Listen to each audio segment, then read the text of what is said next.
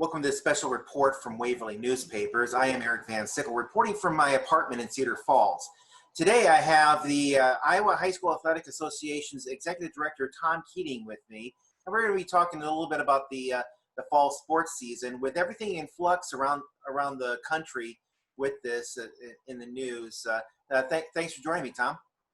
My pleasure. How you doing? Oh, I'm doing okay. Just hanging in there. So anyways, so let's first of all talk about what's going on with sports. As you may know, that the other day the Big Ten decided that in college sports, the Big Ten said that they will postpone all their fall sports possibly until spring. The Pac-12 had followed up, but the Big 12, which a lot of people here in Iowa follow because it's Iowa State, they decided that they'll push forward.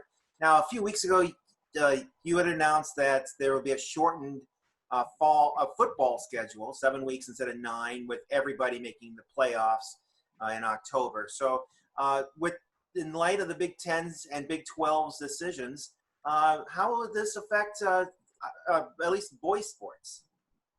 Well, Eric, as I mentioned to you the last time we spoke, we're keeping our pulse on what's going on nationally, regionally, and locally. And certainly, the Big Ten news and the Pac-10 news was something we needed to pay attention to, as well as the Big 12 news, and then, of course, the ACC and SEC people waiting for them to weigh in as well. And the important thing for us is to take a look at a couple things. One, how comparable is Division I conference to what we do at the high school level in Iowa. The other is what reasons did the Big 12 and the Pac-12 give for why they did not want to go forward, and what reasons. Sorry to interrupt. It was the Big 10. Big 12 is still going forward. Gotcha. Okay. Yep. Well, let me get started again and say that as we looked at the Big 10 and the Pac-10 decision, one of the things that we're asking is why. Why did they make the decision to not play, and then why did the Big 12 make their decision to play? Right now we have some information, but it's not all that specific. For example, the Big 10 talked about we have 14 teams in 11 states. Well, that's not our situation. So travel and going to different areas was one of their concerns.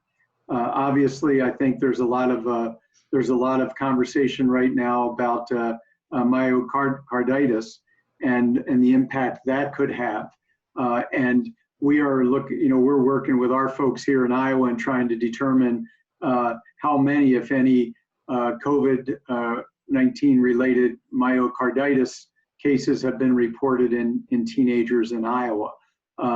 We're looking at, again, when you look at the Big 12, they seem to feel like they can do things between the lines to mitigate the virus. And as you saw in the baseball season, within the lines, we were able to handle it okay. And granted, football is different than baseball, is different than golf, is different than cross country. But I think one of the things we found is when protocols are in place and coaches and players and officials adhere to those, things go okay. So we feel like at this point, we want to continue with a plan to play. Now, that's at 1:15 on Thursday. Now ask me at 1:30, and I may have different information for you. But as of now, with the information we have, and looking at other states around us and high school associations, as well as nationally, we feel that we want to continue and go on with our season. Now, of course, you mentioned that some states around us, what you're looking at there. The National Federation of High School Athletic Associations has a webpage, and I'm looking at it right now. I'm not going to attempt to share it on the screen, but it shows that there's like 36 states plus the District of Columbia had some adjustments to their fall schedules, with 13 states and DC all deciding not to play football this fall. What do you think of that? Well, again, it depends on where are those states located? What are their virus rates? We know that, for example, around us, Minnesota and Illinois are not going to play fall football. And you know, when you look at their situations and you consider Chicago and Minneapolis, those are areas that, you know, quite frankly, I'd be concerned with too. And we don't have metropolises quite like that. You know, Des Moines is that's a lot of people, but it's not Minneapolis and it's not Chicago. So my question would be, are those states who are not going to play, are they looking at their metropolitan areas as the primary reason? Now, of course, with those states and several others, moving football to spring mostly, or even, I even saw a couple that are actually going to start in December. There have been talks, there have been rumblings that some of those best athletes that are looking for college scholarships are coming to other states that do have football, including here in Iowa. Now you would talk with the Des Moines Register about transfer rules, but explain about how somebody can come from out of state to Iowa just to play football, or maybe even like volleyball as well for some of those girls. Well, you know, we only know what we know, right, Eric? And what we know is whether someone moved to Iowa and established residency or not. And our rules are pretty clear that you can't, you know, I think folks read our rule and they see the part that says students have to come to enroll in a district to make a home, not just for school and athletics. Well, what we mean by that is you can't set up temporary residency just so you can go to a school and play athletics. You've got to move here and become a resident. So you can't maintain your previous residence and set up an apartment. You can't live with grandma. You can't live with a brother or sister, or an aunt or an uncle. Your family has to come here and establish themselves as, you know, we're residents of this district. This is where we live. This is where we're gonna live our lives. And you know, students and families have been doing that for years for a variety of reasons. Most notably work, where mom or dad gets transferred and they set up a residency and set up their home in a new area, and the student then enrolls in school and maybe plays athletics or participates in fine arts. So this isn't new except for the reason, right? And the reason is secondary to whether they uproot and move here and establish residency. If they keep their house in Colorado and then rent an apartment in Cedar Rapids, well, that doesn't cut it. They've got to come here and say, we're all in. We are members of this community, and if they do that, then they're eligible, and if they don't, then they're not. And we know our administrators are diligent about verifying that and making sure that that folks are abiding by that administrative code. So then, like somebody would now maybe if one parent would using a Waverly example, like one parent would decide that they would work for Rada Cutlery or GMT Corporation and move and get a house there and then bring in their football playing son or volleyball playing daughter with them. That probably wouldn't be kosher because maybe the mother may stay back home. Correct. You can't have two residences. Correct. How about if it's a divorce situation? Different story. Yep. Okay. So if they and like it's like I said, so then that example, they're divorced, and the father moves here, brings his son with him, mother stays back there. That's okay. Correct. Okay. So what are some of the protocols then that practice just started on Monday? What are some of the protocols that the IHSAA as well as the IHSAU are recommending for the teams as we go through these first few weeks of practices before games start up on the 28th? Sure. Two general answers. One is all of those guidelines are on each of our websites. The second general answer is very similar to what we had during baseball and softball. So cleaning hands is critical. Cleaning equipment before and after practice is critical. During the game, there's been some adjustment in football where we've extended the sidelines so that the team can spread out a little bit more and they're not quite on top of each other with bigger squads. And then the locker rooms are another big one, Eric, where the locker rooms need to be sanitized each night. We didn't allow the use of locker rooms during the summer, but quite frankly, with baseball and softball, that's not too hard to do. Plus, we weren't in school, and so it was easier for kids to bring their stuff and take it home. Football is a little different just because there's so much equipment. So we've said we want all the equipment out of the locker room. Now, whether schools find another area to put that equipment while they sanitize the locker room, fine, because we know some kids ride the bus and it's not easy for them to haul their stuff back and forth. But we're encouraging everybody to take their stuff home, clean it, and then come back day to day. If not, then it's going to be up to the school to find a place to store it, clean it, and then make it available for the kids the next day. Right. So now you mentioned the baseball season that was just completed about a couple weeks ago. There have been a few teams that were affected. I know Cedar Falls, where I live, my alma mater, had their baseball and softball seasons paused, but they were able to get back in before playoffs started. But teams like West Des Moines Valley, they had their season shut down right on the cusp of the postseason. How do you feel that the baseball season went, and what are some lessons that you may have got from baseball season that can be carried over into football, volleyball, cross country, and 4A golf? Well, that's a great question. And I think the first thing we learned is if the protocols are put in place, kids are they're safe within the confines of the practice facility and the game facility. In all the cases that we're aware of, the virus was contracted outside the program.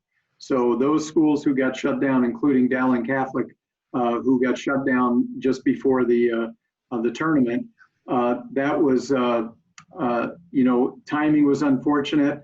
Of course, how many teams have a star player tear their ACL right before the tournament? I mean, those things happen, and unfortunately, COVID was what happened to them. But what we found is if teams will do what we ask them to do, chances are pretty good that within those confines, they're going to be okay. The one thing that I've shared with ADs and with coaches is, it's important to have conversation with your athletes and say, how important is this season to you? What are you willing to give up socially? So athletes have always had to give up things socially, but now it's gone up even higher. The bar has been raised. What are you willing to give up socially in order to protect your season and protect our program? And it's going to take a lot, quite frankly. So their social life is going to have to kind of be their athletic life, whether it's volleyball, cross country, golf, swimming, or football. And then they're going to have to kind of hunker down and protect themselves. That's up to them, and again, it comes back to how much do you want to give up? Now, speaking of lessons, as we know right now, the NBA is in its bubble. They're getting ready into its playoffs. The NHL is in their two bubbles. Just started their Stanley Cup playoffs. Baseball, basically they're doing it almost as normal, but without fans in the stands. And already we've had the Miami Marlins had their season shut down temporarily for about a week to 10 days because like 17 people on that team had contracted the virus. The Cardinals are currently under a lockdown.